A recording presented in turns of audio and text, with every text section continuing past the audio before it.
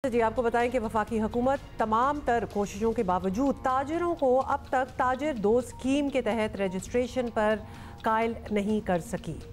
क्या लग रहा था आपको कि हो जाएंगे बड़ी आसानी से? हालांकि बहुत रियायतें दे दी गई हैं कि आपके एसेट क्या हैं, आप वो भी ना बताएं, कुछ भी ना बताएं, बस आप रजिस्टर हो जाएं और ये मंथली वाला जो सिलसिला है ये शुरू हो जाए।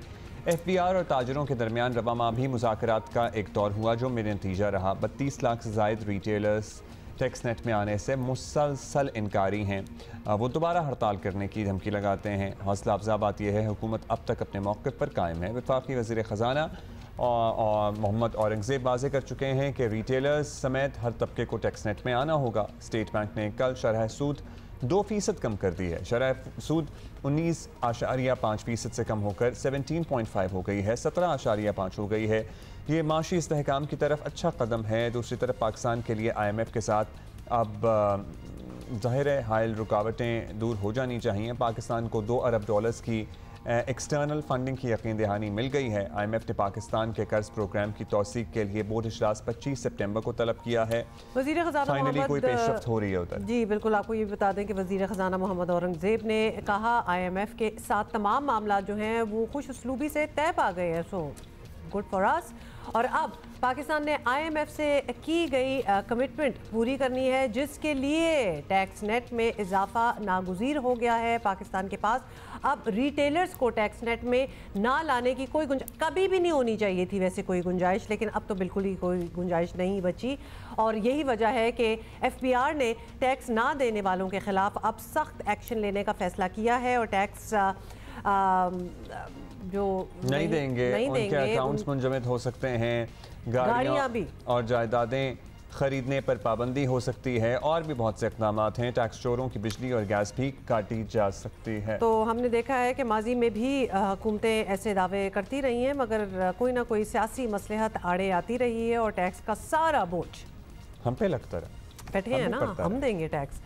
तो it's a very painful story जो कि एक रिपीट उस पर चल रही है। तो इस बार हम वी आर होपिंग कि कुछ डिफरेंस आ जाए। नहीं, हमारे साथ मौजूद हैं, चीफ कोऑर्डिनेटर हैं भाई ये ताजर दो स्कीम के, खुद भी ताजर हैं और चीफ कोऑर्डिनेटर भी हैं अब इस स्कीम के। तो किस तरह से ये ताजरों को अपने साथियों को कायल कर रहे हैं कि अगर इस मुल्क ने ठीक होना है तो सबको टैक्स देना होगा। अस्सलाम वालेकुम नईम मीर साहब, कैसे हैं आप सर?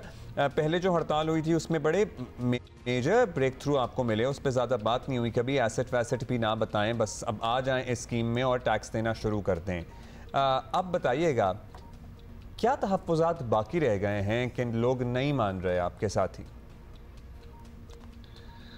देखें, ओवरऑल तो ताजर दो स्कीम जब लॉन्च की गई तो इसको ओवरवेलमिंग मेजॉरिटी ने इसको खुशामदीद कहा, बिकॉज ये बड़ा एक आसान और सादा तरीक़ेकार था।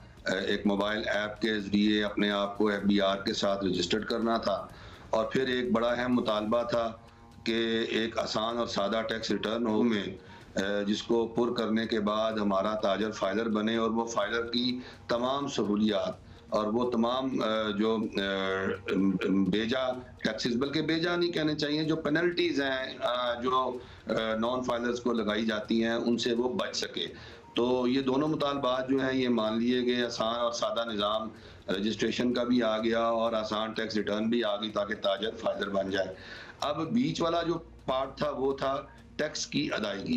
अब असल में टैक्स की अदायगी और टैक्स की शरह ये एक मसला है जो FBR और ताजरों के माबैन जो है वो अभी जो है वो डेडलॉक कायम है। और इसमें ताजरान की जो राय है, ताजर नुमाइंदगान की जिन्होंने हड़ताल की, एहतजाज किया, जो कि 28 अगस्त की हड़ताल के बाद मुसलसल FBR के साथ मुज़ाकराती अमल का हिस्सा है, उनका ये कहना और मुतालबा है कि इसको कोई फिक्स टैक्स रजीम की तरफ ले जाया जाए। जबकि मैं ज़ाती तौर पर एक ताजर नुमाइंदा भी हूँ, मैं समझता हूँ कि फिक्स टैक्स स्कीम जो है वो तो ताजरों का नुकसान ही नुकसान है।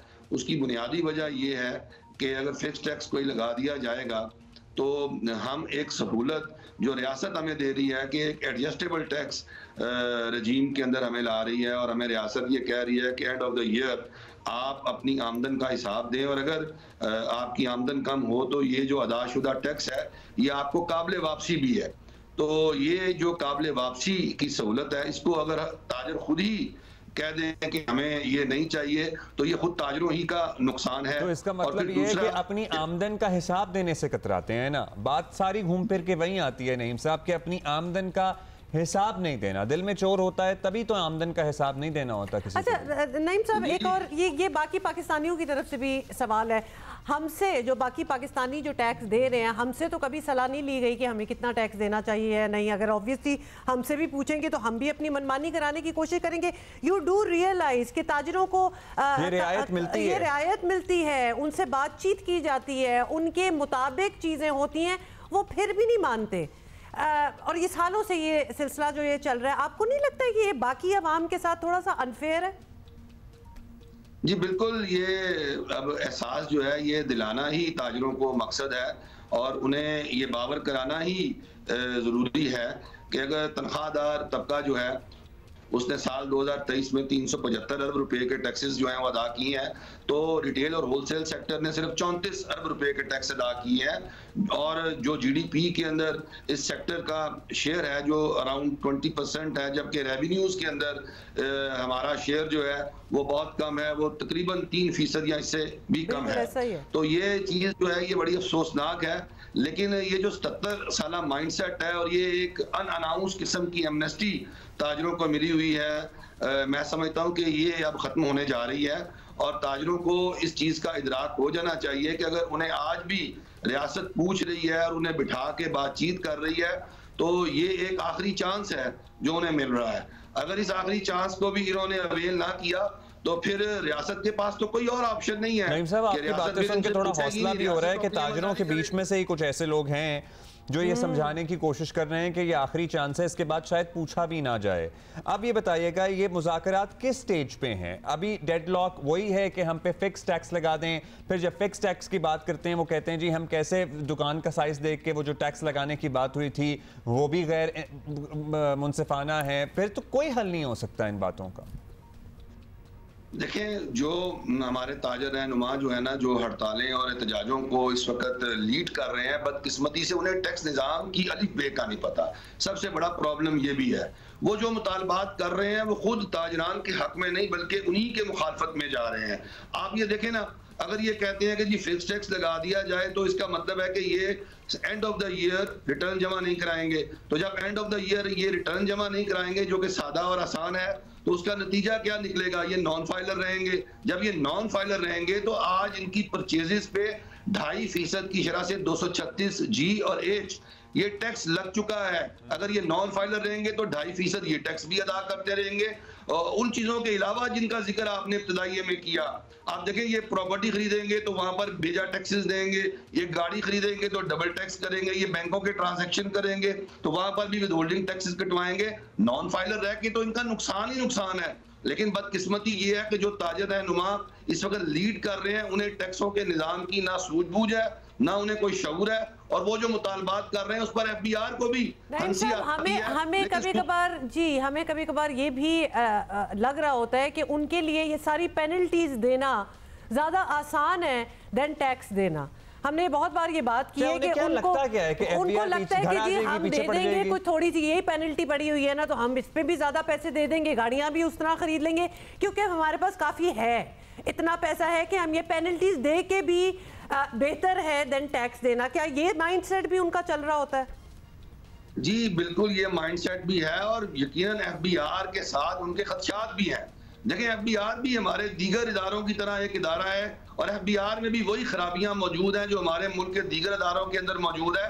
और यही वजह है कि एफबीआर और ताजरों के दरमियान एक खलीज भी है और इस खलीज को जो है वो कम करने के लिए ये जिम्मेदारी मुझे दी गई और एफबीआर के दरवाजे ताजरों के लिए खोले गए और हर जगह हर वक्त एफबीआर हुकाम ताजर नुमाइंदों और ताजरों के लिए दस्तयाब है। और ये प्राइम मिनिस्टर शहबाज शरीफ का इनिशिएटिव है कि एक तरफ तो वो एफबीआर को डिजिटाइजेशन की तरफ ले जा रहे हैं और दूसरी तरफ एफबीआर को जो है वो सहूलतकारी का जरिया बना रहे हैं और ताजरों और एफबीआर के दरमियान फासलों को भी कम करने के लिए वो पूरी तरह कोशिश है। लेकिन अब ताजरों को भी कुछ स्टेप्स लेना होंगे। सारे कदम तो एफबीआर ने आगे नहीं बढ़ाने, अब ताजरों को भी आगे बढ़ना होगा और अपना ड्यू शेयर टैक्सेस के अंदर अदा करना होगा। पिछली जो हड़ताल हुई थी नईम साहब, उसमें बातें मान ली गई, कुछ बस अंडर द कारपेट वाली बातें थी रही वो कि भाई आपके पास जो भी असासाजात हैं उनको आप ना डिक्लेयर करें बस साल के एंड में, मतलब और क्या मनवाना चाहते हैं? आपको लगता है कि ये डेडलॉक कभी हल हो पाएगा? जी, मैं जिम्मेदारी से आपको बता रहा हूं कि तमाम ताजरों के मुतालबात जो ताजर दो स्कीम के मुतल्लिका थे वो मान लिए गए। वैल्यूएशन टेबल पर जो एतराजात थे उनको दूर करने के लिए एडिशनल कमिश्नर लेवल की कमेटियां बनाने पर भी इत्तफाक हो चुका है और ताजर नुमाइंदों की उसमें इंक्लूजन की बात भी हो चुकी है। और वो दुकान, वो शॉप जो थोड़ा टैक्स दे सकती है वो थोड़ा देगी, जो ज्यादा दे सकता है वो ज्यादा देगा। इसका फैसला भी वो कमेटीज करेंगी। तमाम इख्तियारात भी इनको दे दिए गए हैं। बावजूद इसके कि ये सारी सहूलतें और आसानियां इनको दी गई हैं, मसला सियासी भी है। आप देखें कि एक सियासी जमात जब ताजरों के मसाइल के अंदर जो है वो कूद पड़ेगी और फिर वहां सियासत करेगी तो फिर वहां पर भी चीजें खराब होती हैं। हमारी सियासी जमातों को भी मैच्योरिटी का सबूत देना चाहिए और ये सोचना चाहिए कि आज उनकी हुकूमत नहीं है, कल उनकी हुकूमत आ जाएगी तो बगैर टैक्सेस के वो मुल्क का निजाम कैसे चलाएंगे। और अभी आपको पता है कि एक सियासी जमात ने धरना दिया था बिजली के बिलों के खिलाफ और उनके 45 यौम पूरे होने वाले हैं और अब वो उसकी तैयारी कर रहे हैं कि ताजरों को दोबारा 2 या 3 दिन या मजीद हड़तालों और एहतजाजों पर उकसाएं। तो मेरा ख्याल है कि सियासी जमातों को ये तर्ज अमल नहीं इख्तियार करना चाहिए। उन्हें अपनी सियासत की भीड़ मईशत और ताजरान को नहीं चढ़ाना चाहिए और ताजरान को अलाकार नहीं बनाना चाहिए। तो यानी आपके कहने का मतलब है कि जब वो मान भी जाते हैं ताजिर सारे और वो कन्विंस भी हो जाते हैं तो फिर एक और प्रेशर आ जाता है, लोगों के साथ पॉलिटिसाइज हो जाती है बात। आपके साथ कितने लोग हैं? मतलब हम देखते हैं कि मार्केटें, आप लाहौर में बैठे हैं, शाह आलम बंद हो जाता है, लिबर्टी बंद हो जाता है, हड़ताल होती है। आपके साथ कोई परसेंटेज है? आपके साथ भी कुछ लोग हैं जो समझ रहे हैं इस बात को कि भाई अगर अब नहीं किया तो आगे मसाइल बढ़ेंगे ही, कम नहीं होंगे? बिल्कुल जी, ताजरों की ओवरवेलमिंग मेजॉरिटी जो है वो इस चीज को रियलाइज कर रही है कि इसको अब किसी जिसे कहते हैं बनने लगाना, अब इसको आगे ले जाना पड़ेगा। इसके अलावा कोई रास्ता नहीं है और हम रास्ता निकाल रहे हैं और लोग जो हैं वो चाह भी रहे हैं कि अब वो टैक्स डेट में आए। बट मसला ये है कि और भी हम पर बहुत ज्यादा जो है वो प्रेशर्स है। सिर्फ ये ताजर दो स्कीम नहीं है जिसकी वजह से हड़ताल हुई है, ये तो भी 6 शहरों में लॉन्च हुई थी। ये जो हड़ताल और एहतजाज हुआ ये बिजली के बिल थे, मईशत की कसाद बाजारी थी, आपको पता है कारोबार नहीं चल पा रहे थे। अब आप हमारे मैक्रो इकोनॉमिक इंडिकेटर्स आप देखें कि कितने बेहतर हो रहे हैं। हुकूमत की और वजीर खजाना की जो कोशिशें हैं वो रंग ला रही हैं। शहबाज शरीफ और उनकी टीम जो है वो काम कर रही है। तो चलिए जी, होपफुली आपकी कोशिश भी कुछ रंग लाया और आप अपने साथियों को कन्विंस कर सकें कि अब इस स्कीम से फायदा उठाएं। मजीद ताजर आपके साथ। बहुत बहुत शुक्रिया हमसे बात करने का। आपसे बात करके हमें ये भी लगा है कि आपके लिए भी बड़ा रेटिंग है, मतलब it's a very important position कि आपको कोऑर्डिनेटर बनाया हुआ है और आप उनमें से हैं भी। आप इस पोजीशन पे रहे, ये ना हो कि इतनी ऑपोजिशन हो जाए कि आपको भी बीच में से हटा दिया जाए because you are making sense. Okay, तो ये तो अभी कशमकश चल ही रही है। लेट्स सी कि ये कहाँ बात थमती है।